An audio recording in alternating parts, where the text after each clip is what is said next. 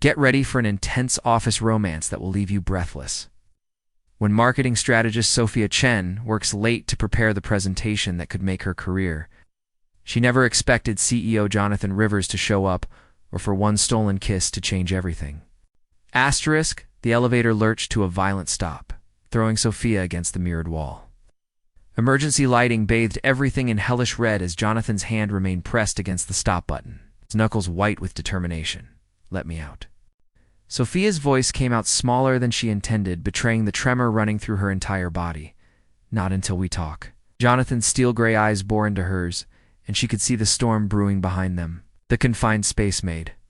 His presence overwhelming, his expensive cologne mixing with the metallic taste of fear in her mouth. There's nothing to discuss. You're my boss. I'm your employee. And what just happened upstairs was a moment of insanity. She pressed herself harder against the wall, but there was nowhere to go in the cramped elevator. Jonathan stepped closer. Close enough that she could see the slight shadow of stubble on his jaw, the way his chest rose and fell with controlled breathing. A moment of insanity that's been building for 3 years? The building's ventilation system hummed around them, and Sophia became acutely aware of how isolated they were. 40 floors above ground, trapped between the 20th and 21st floors at nearly 3 in the morning. The city slept below, while her world crumbled above. Jonathan, please. She hated how her voice broke on his name. I've worked too hard to throw it all away for one kiss. One kiss. He repeated the words like they tasted bitter. Is that really all it was to you? Sophia's throat tightened. The truth was that single kiss had shattered every wall she'd built around her heart. In 30 seconds, he'd undone 3 years of careful professional distance. 3 years of burying her feelings so deep she'd convinced herself they didn't exist. It doesn't matter what it was. It can't happen again. Look at me and tell me you felt nothing. His voice dropped to a whisper that seemed to echo in the small space. Tell me your heart isn't racing right now. Tell me you don't think about me when you're alone at night. Heat flooded her cheeks because he was right about everything. Her heart was hammering against her ribs. She had thought about him countless nights, imagining what it would feel like to have his hands on her skin, to hear him whisper her name in the darkness.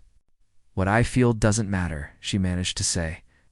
I won't be the woman who slept her way to the top. Jonathan's expression darkened. Anyone who knows you would never think that. You don't understand what it's like. Tears she'd been holding back finally spilled over. Do you know what they called the last woman who got promoted after dating someone in management? They called her the office whore. They questioned every decision she'd ever made, every project she'd ever led. She eventually quit because she couldn't stand the whispers. The silence stretched between them, broken only by the mechanical sounds of the building around them. Jonathan's jaw worked as if he were fighting some internal battle. So what are you saying? His voice was deadly quiet. That we ignore this? That we pretend nothing happened? Yes. The word came out strangled. That's exactly what I'm saying. Jonathan stared at her for a long moment, his eyes searching her face. Then, without warning, he slammed his palm against the elevator wall beside her head. The sound reverberated through the small space, making her jump. I can't do that. His face was inches from hers now, his breath warm against her skin. I've tried for 3 years to ignore the way you make me feel. I've tried to be professional, to keep my distance, but tonight changed everything. Jonathan, no. He cut her off. You want to know the truth? The real reason I came to the office tonight? It wasn't to check on the building or review reports. I knew you'd be there. I've memorized your schedule, Sophia. I know you work late before big presentations. I know you drink your coffee black and you bite your lip when you're concentrating. I know you're afraid of thunderstorms because you flinch every time lightning flashes outside the conference room windows. Sophia's breath caught. She hadn't realized he'd noticed so much, hadn't known her presence registered on his radar beyond work. I came tonight because I couldn't stay away from you anymore, he continued. And that kiss upstairs? It wasn't a mistake. It was the most honest thing I've done in years. The elevator shuddered slightly, a reminder that they were suspended. Between floors, between their old lives, and whatever came next. Sophia closed her eyes, trying to block out the intensity of his gaze, but she could still feel his presence surrounding her. This is impossible, she whispered. Maybe. His voice was softer now, almost tender, but that doesn't make it any less real. When she opened her eyes, she saw something that made her heart stop. Vulnerability. Raw. Unguarded emotion that he usually kept locked away behind his CEO facade. Oh, yes. In that moment, he wasn't Jonathan Rivers, billionaire businessman. He was just a man who wanted her so desperately it was destroying him, and that terrified her more than anything else.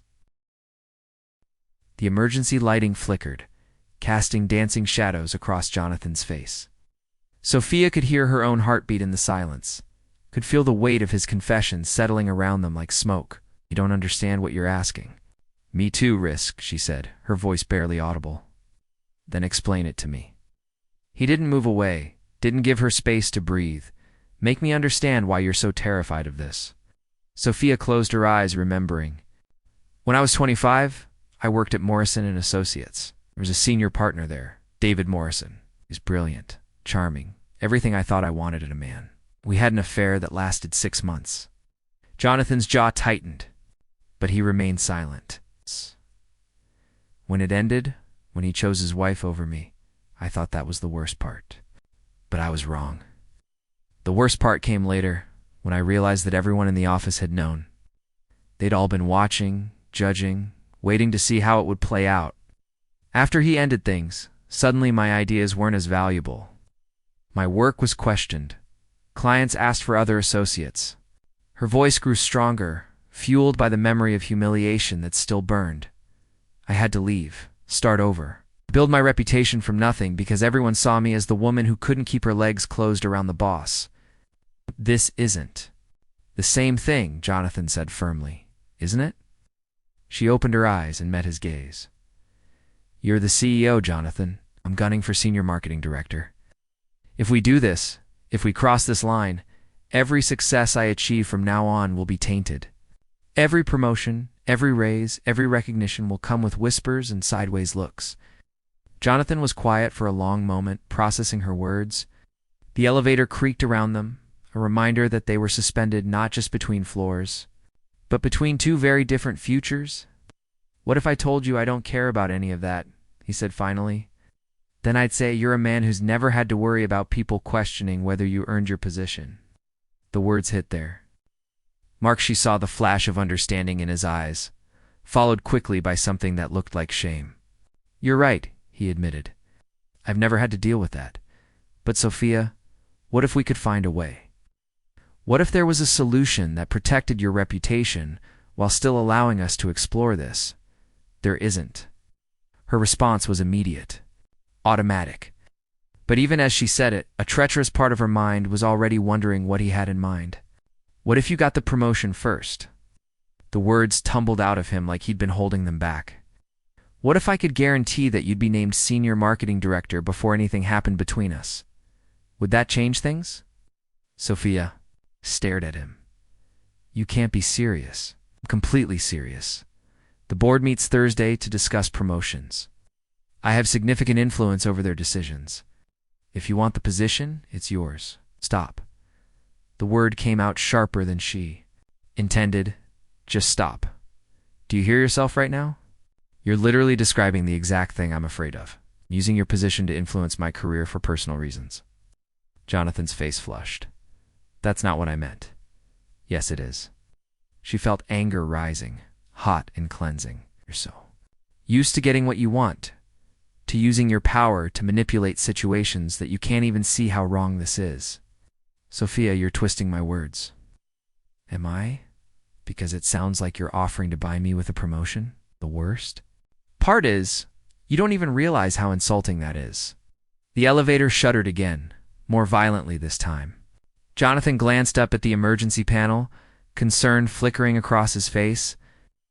We should probably restart the elevator, Sophia said, grateful for the distraction. The building security will notice soon enough. But Jonathan made no move toward the button. Instead, he slumped back against the opposite wall, running his hands through his hair. You're right, he said quietly. God, you're absolutely right. I'm so sorry, Sophia. I didn't mean to insult you, but that's exactly what I did. The defeat in his voice caught her off guard. She'd expected him to argue, to double down on his position. Instead, he looked genuinely ashamed. I've been CEO for so long, he continued. I've forgotten what it's like to not have power. I've forgotten that not everyone can just demand what they want and expect to get it. Especially not women. Especially not women dealing with men like me.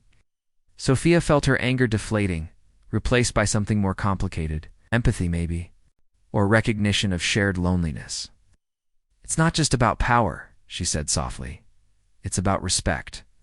I need to know that whatever I achieve, I earned it. That when people look at me, they see my work, my talent, my dedication. Not just another woman who used her sexuality to get ahead. I do see those things. Jonathan's voice was earnest. Your talent is undeniable, Sophia. The way you handled the Mitchell campaign last year was brilliant. The quarterly reports you've been turning in are consistently the best in the department. That presentation upstairs tonight was extraordinary, even before we worked on it together. Something warm unfurled in her chest at his words, but she pushed it down. That can't be why you want me. It's not the only reason, he admitted. But it's part of it. Your intelligence, your drive, your integrity. Will you fight for what you believe in, even when it means standing up to me in an elevator? Despite everything, Sophia felt her lips twitch into an almost smile. I am standing up to you, aren't I? Magnificently. There was admiration in his voice, and something else, something that made her pulse quicken despite her best efforts. The moment stretched between them, fragile and charged. Sophia found herself studying his face in the red emergency lighting. The strong line of his jaw, the way his dark hair fell across his forehead, the intensity in his eyes that never seemed to fade. This is crazy, she whispered. The craziest thing I've ever considered, he agreed. And then, before she could stop herself, before rational thought could intervene, she heard herself asking, what would it look like if we tried to make this work? The question hung in the air between them, dangerous and full of possibility. Jonathan's eyes widened slightly, as if he couldn't believe she'd asked. I don't know, he said honestly, but I'd like to find out. The elevator lurched suddenly, emergency lights flickering back to normal fluorescent brightness. Both Sophia and Jonathan froze as the car began moving upward again, the spell of their suspended moment breaking with mechanical precision. Did you restart it? Sophia asked, though she knew he hadn't moved. No. Jonathan's face had gone pale. Building security must have overridden the emergency stop. The floor indicator climbed steadily. 22, 23, 24. They'll want to know why the elevator was stopped, Sophia said, panic creeping into her voice. They'll have cameras, logs, reports. I'll handle it. Bill straightened. His tie, his CO mask sliding back into place with practiced ease. I'll tell them I was reviewing documents and accidentally triggered the emergency stop. The elevator dinged softly as they reached the 45th floor. The doors slid open, to reveal two security guards waiting in the hallway, their expressions a mixture of concern and curiosity. Mr. Rivers. The older guard stepped forward. We noticed the elevator had been stopped for nearly 20 minutes. Is everything all right? Just a minor technical glitch, Henderson? Jonathan's voice was smooth, authoritative. I was reviewing some sensitive documents with Ms. Chen and accidentally triggered the emergency button. Nothing to worry about. Henderson's eyes flicked between them, taking in Sophia's rumpled blouse and Jonathan's slightly disheveled appearance. She held her breath, certain the guard would see through the thin explanation. Of course, sir. We'll make a note in the log. Routine mechanical check in the morning should prevent any future issues. Excellent. Thank you both for your diligence. The guards nodded and retreated toward the stairwell, leaving Jonathan and Sophia alone in the hallway. Ow. The fluorescent lights seemed harsh after the intimate dimness of the elevator, making everything feel exposed and stark. I should go, Sophia said, not meeting his eyes. The presentation is in 6 hours. I need to practice, Sophia. Her name on his lips was soft, almost pleading. We can't just pretend the last hour didn't happen. Watch me. She turned toward her cubicle, but Jonathan caught her wrist gently. Have dinner with me. Tomorrow night after the presentation. Somewhere public, somewhere professional. Just dinner. The touch of his fingers on her skin sent electricity racing up her arm.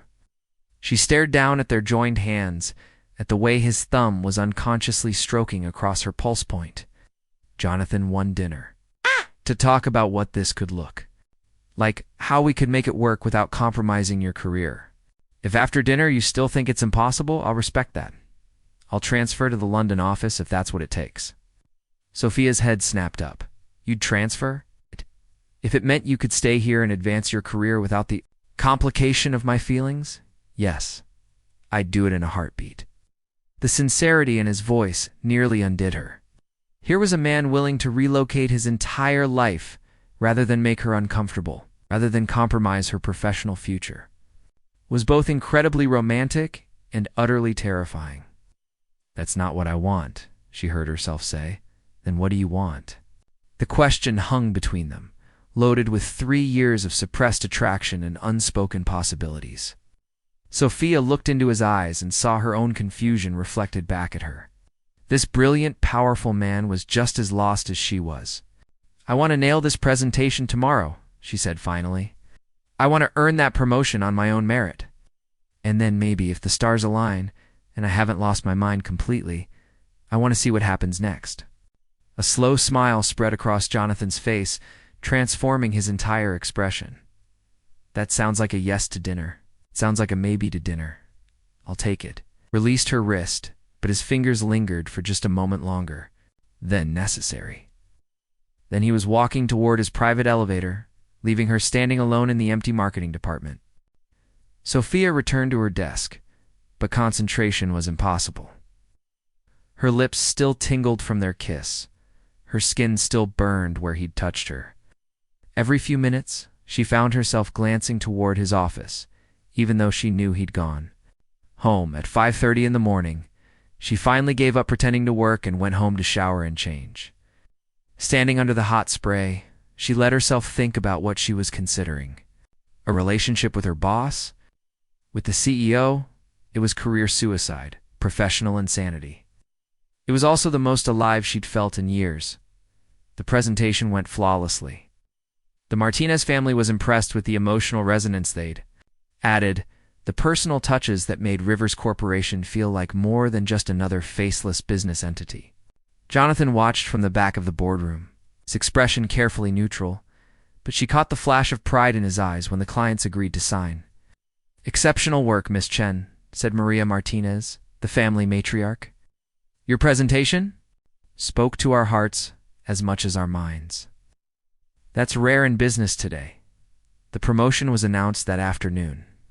Senior Marketing Director effective immediately. Sophia stared at the email in disbelief, then looked up to find Jonathan standing. By her cubicle. Congratulations, he said formally, but his eyes were warm. Well deserved. Thank you, Mr. Rivers. She kept her voice professional, aware of the curious glances from her new subordinates. There's a celebration dinner tonight at Meridian. Company tradition for new senior staff. I hope you'll attend. Meridian. The most exclusive restaurant in Seattle, where a table required 3 months advance booking, unless of course you were Jonathan Rivers. I'll be there, she said. He nodded once and walked away, leaving her to wonder if she'd just agreed. To a company dinner or the most important date of her life. That evening, standing in front of her closet, Sophia realized she was about to find out. The restaurant was elegant and intimate, with soft lighting and discreet corner booths. Sophia arrived 5 minutes early, wearing a black dress that was professional enough for a business dinner, but beautiful enough for something more. Jonathan was already there, waiting in a secluded booth with a bottle of champagne chilling beside the table. He stood when he saw her, and the look in his eyes made her pulse race. You look stunning, he said as she slid into the booth across from him. This is a company dinner, she reminded him, though her voice lacked conviction. Of course. Poured champagne into 2 glasses. To your promotion. You earned every bit of it. It clinked glasses, and Sophia took a sip of the expensive champagne. It tasted like celebration and possibility. So, she said, setting down her glass, tell me how this works. How do we navigate this without destroying everything we've both worked for? Jonathan leaned back in his seat, studying her face. Carefully, slowly, with complete transparency between us, and absolute discretion everywhere else. That sounds like a recipe for disaster, maybe. He reached across the table and covered her hand with his. But maybe it's also a recipe for something extraordinary. Sophia looked down at their joined hands, at the way her fingers seemed to fit perfectly between his. The smart thing would be to pull away, to thank him for dinner, and go home alone. The smart thing would be to maintain professional distance and pretend this connection didn't exist. Instead, she turned her hand palm up and laced her fingers through his. One condition, she said. Anything. If this goes wrong, if it becomes public or complicated or starts affecting my work, I walk away. No questions, no arguments, no attempts. To convince me otherwise, Jonathan's grip tightened slightly. And if it goes right? Sophia met his eyes across the table, seeing her own hope and fear reflected back at her. Then maybe we figure out what forever looks like. 3 months later, Sophia was living a double life. During business hours, she was the consummate professional. She attended meetings, managed her team, and delivered results that exceeded every expectation. When she interacted with Jonathan in public, their exchanges were cordial but distant. He was Mr. Rivers, she was Miss Chen. And if anyone noticed the way their eyes lingered a fraction too long during presentations, they kept it to themselves. But after hours, in the sanctuary of his penthouse apartment or during stolen weekends, at his cabin in the mountains, she was simply Sophia. He was Jonathan. The man who made her coffee in the morning and traced lazy patterns on her bare skin while she told him about her dreams. It was perfect. It was torture. It was slowly killing her. "You're distracted," said Marcus Webb, her newly hired assistant, sliding a stack of reports across her desk. The Johansson campaign review was supposed to be finished yesterday. Sophia looked up from her computer, where she'd been staring at the same email for 10 minutes without reading it. "Sorry, long night. I'll have it to you by end of day." Marcus raised an eyebrow. He was young, ambitious, and unfortunately perceptive. Long night working, or a long night working? He made air quotes around the second working. "Excuse me." "Nothing. Just saying you've been putting in a lot of extra hours lately, burning the candle at both ends, you know?" Sophia's blood chilled. "What exactly are you implying?" "Nothing." "At all?" Marcus held up his hands innocently. "Just concerned about your work-life balance. You're the best boss I've ever had. I'd hate to see you burn out." After he left, Sophia sat frozen in her chair. Marcus didn't know anything. He couldn't know anything. She and Jonathan had been meticulous about their discretion. They never arrived or left together, never met at work functions, never so much as exchanged personal texts during business hours. But paranoia crept in anyway, insidious and persistent. She found herself analyzing every conversation, every glance, every interaction for signs that their secret was out. The stress was beginning to show in the dark circles under her eyes, the way she'd lost weight from barely eating. That evening, she arrived at Jonathan's penthouse to find him pacing in his living room, glass of scotch in his hand and tension radiating from every line of his body. "We need to talk," he said, without preamble. Sophia's stomach dropped. "If this is about Marcus, I can handle him. He doesn't know anything. He's just fishing. This isn't about Marcus." Jonathan set down his drink and turned to face her. "Though, the fact that you're worried about your assistant proves my point." "What point?" "That this is destroying you." His voice was gentler now, but the words hit like physical blows. "Look at yourself, Sophia. When's the last time you slept through the night? When's the last time you ate a full meal? You're so paranoid about people finding out that you're making yourself sick. I'm fine. You're not fine. You haven't been. Fine for weeks." He crossed to her, cupping her face in his hands. "I'm watching the woman I love disappear, and I can't stand it anymore." The words hung in the air between them. The woman I love. He'd never said it before, and hearing it now made her chest tight with a mixture of joy and despair. "Don't," she whispered. "Don't? What? Don't love you? Too late for that? I've been in love with you since that night in the elevator, maybe longer." Tears she'd been holding back for weeks finally spilled over. This was supposed to be simple. Dinner dates and weekend getaways and keeping things separate. Nothing about this has ever been simple. Jonathan's thumbs brushed away her tears. "And it's only going to get more complicated." Something in his tone made her pull back. What do you mean? Jonathan walked to the window, looking out at the city lights spread below them. The board is considering me for the cover of Fortune magazine, Businessman of the Year. They want to do a feature on my personal life, my relationships, my future plans. Sophia felt the blood drain from her face. When the interview is next week, they'll want to know if I'm seeing anyone, if marriage is in my future. They always ask those questions. You'll tell them you're single. Will I? Gah. He turned back to her, and she saw something in his eyes that terrified her. Because I don't feel single, Sophia. I feel like I'm in the most important relationship of my life, and I'm tired of pretending otherwise. You can't be serious. I've never been more serious about anything. He moved toward her, and she could see the determination building in. His expression, I want to go public. I want to take you to company events and hold your hand at board meetings. I want to wake up next to you every morning without worrying about who might see us. Jonathan, no. The words came out strangled. We agreed that discretion was non-negotiable. That was before I realized what discretion was costing us. Look at what we've become, Sophia. We're both miserable, walking on eggshells constantly. Afraid. This isn't love. It's imprisonment. It's protection. From people knowing that two consenting adults care about each other. It's from acknowledging that you're the most talented marketing director this company has ever had, with or without our relationship. Sophia backed toward the door, panic rising. In her throat, you don't understand? Once this gets out, everything changes. Every decision I make, every campaign I run, every person I hire or fire will be seen through the lens of my relationship with you. I'll never just be Sophia Chen, senior marketing director again. I'll always be Sophia Chen, the woman who's sleeping with the CEO. Maybe at first, Jonathan admitted, but your work speaks for itself. The Martinez campaign alone generated $50 million in new revenue. The Johansson launch exceeded projections by 30%.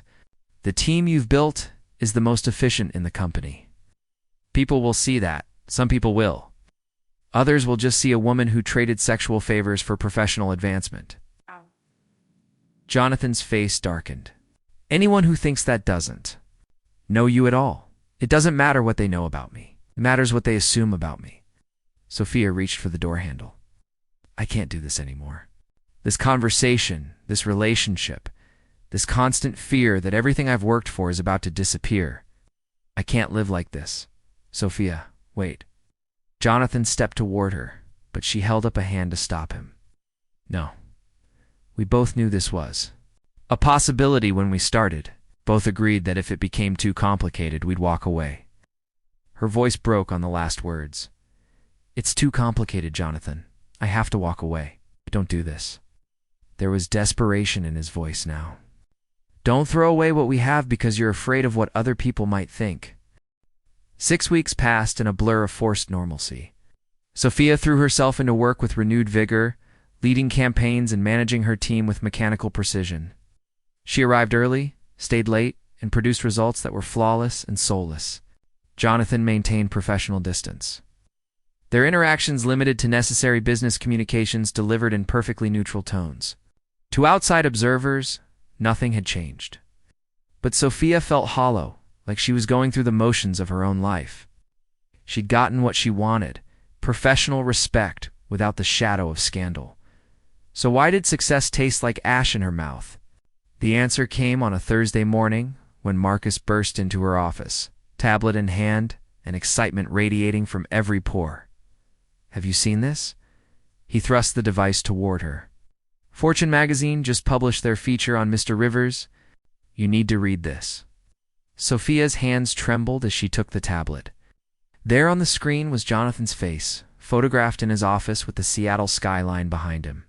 The headline read, "The Loneliest Man in Business. Jonathan Rivers opens up about success, sacrifice, and solitude." Against her better judgment, she began to read. The article was intimate in a way that surprised her. Jonathan spoke candidly about building his empire, about the isolation that came with power, about the personal cost of professional achievement. But it was the final section that made her breath catch in her throat. When asked about his personal life, Rivers becomes thoughtful, almost melancholy. I've spent so much time building this company that I forgot to build a life, he admits. Hey, recently, I met someone who reminded me what it felt like to be human again. She was brilliant, passionate, completely dedicated to her work, she challenged. Me inspired me, made me want to be better than I am. Sophia's vision blurred as she continued reading. Unfortunately, Rivers continues. I wasn't brave enough to fight for her when it mattered. I let her walk away because I was too cowardly to stand up to a system that punishes women for personal relationships in ways it never punishes men. She deserved better than secrecy and shame. She deserved someone who would proudly claim her, who would protect her reputation instead of compromising it. I failed her, and I'll regret it for the rest of my life. The article concluded with Jonathan's announcement that he was establishing a new company. Policy regarding relationships between employees, clear guidelines, protection against retaliation, and zero tolerance for gossip or harassment related to consensual adult relationships. Sophia set down the tablet with shaking hands. Marcus was watching her carefully, his expression unreadable. Interesting read, he said quietly. Marcus, for what it's worth, he interrupted. I think he's right. About the woman deserving better, I mean. But also about him being a coward. Sophia stared at him. What are you saying? I'm saying that if someone loved me enough to completely restructure their business policies and announce it to the world, I'd probably forgive them for being human. Marcus picked up his tablet and headed for the door. I'm also saying that elevator cameras captured some very interesting footage a few months ago. Footage that a certain head of security decided was too sensitive for the official logs. He paused at the doorway. Henderson's retiring next month. Thought you should know. After he left, Sophia sat in stunned silence. Henderson had known.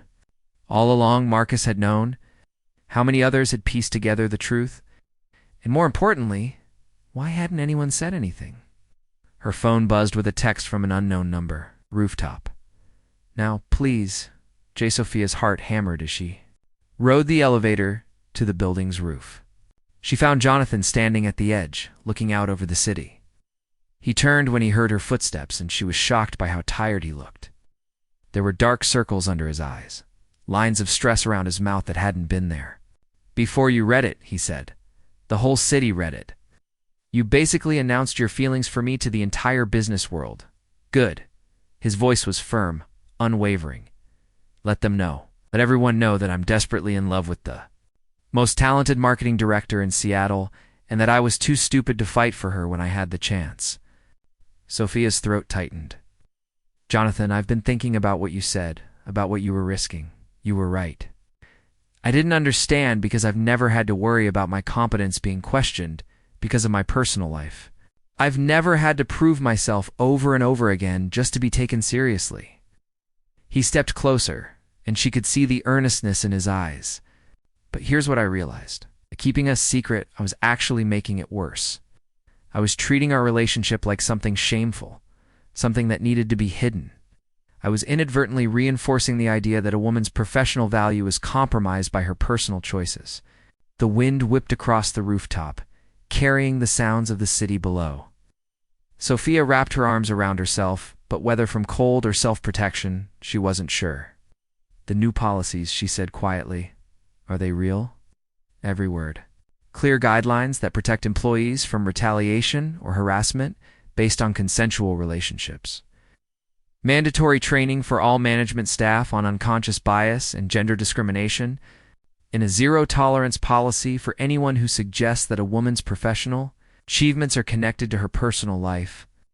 Jonathan moved closer, close enough that she could see the flecks of gold in his gray eyes. I can't undo the months of secrecy, the stress you've been under, the way I made you feel like you had to choose between love and career. But I can promise you this.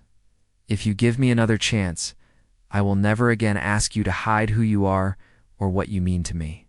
Sophia felt tears threatening. What if it's too late? What if the damage is already done? Then we'll rebuild. Together, publicly, with complete transparency. Reached into his jacket and pulled out a small velvet box, starting with this. Sophia's breath caught. Jonathan, what are you doing? something I should have done months ago. He dropped to one knee on the rooftop, the city sprawling out behind him like a glittering backdrop. Sophia Chen, you are the most brilliant, courageous, principled woman I've ever known. You make me want to be worthy of you every single day. Will you marry me? Get up, she whispered, looking around frantically. People will see, I hope. They do. Jonathan's voice was strong, carrying across the wind. I hope the whole world sees me asking the woman I love to be my wife. This is insane. You're proposing on the roof of our office building. Where else would I propose? This is where we fell in love. This is where we work, where we've built our lives, where we've proven that we can be both professional colleagues. And something more. Sophia stared down at him, at the ring glittering in the sunlight, at the man who had just appended his entire public image for her. The smart thing would be to say no. The safe thing would be to walk away. Instead, she found herself laughing through her tears. You're completely crazy, she said. Crazy about you. Jonathan's smile was radiant. Is that a yes? It's a yes to the proposal. It's a yes to being brave enough to love you publicly. It's a yes to building something together that's stronger than fear or gossip or other people's opinions. Jonathan surged to his feet, sliding the ring onto her finger before crushing her against him. The kiss was desperate and joyful and full of promise. When they finally broke apart, Sophia could see people gathered at the windows of nearby buildings, some pointing, some taking photos with their phones. They're all watching, she murmured against his lips. Let them watch, Jonathan said. Let them see what it looks like when two people refuse to be ashamed of loving each other. As they stood on the rooftop, wrapped in each other's arms with the whole city as their witness, Sophia realized that this was what courage looked like. Not the absence of fear, but the decision to act in spite of it. Not the elimination of risk, but the choice to take risks for something worthwhile. 6 months later, they were married in a ceremony that made the front page of the business section. Sophia kept her name and her position, lending the marketing department to record-breaking success while Jonathan expanded the company internationally.